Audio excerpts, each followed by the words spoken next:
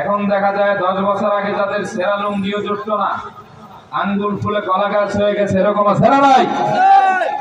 আল্লাহর হাবিব অন্য হাদিসে বলেন, এমন একটা সময় তোমাদের কাছে আসবে যে সময় নগ্ন মহিলাদের সন্তানরা সমাজের নেতৃত্ব দিবে, যারা তাদের বতর দেহটা ঢাকার মতো কাপড় পাবে না, অর্ধনগ্ন হয়ে চলবে।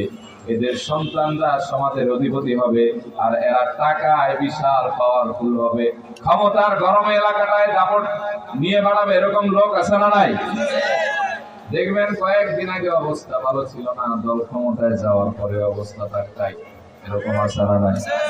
কথা কম, যারা কেউ গোনে না তার এখন টাকার পাহাড় হয়ে গেছে। আরে বাপ রে বাপ, লুঙ্গির উপর ইন করে কোট পরে, এরকম লোক আছে না নাই? দেখবেন অবস্থা এমন যে তার গরম এলাকায় চলা যায় না।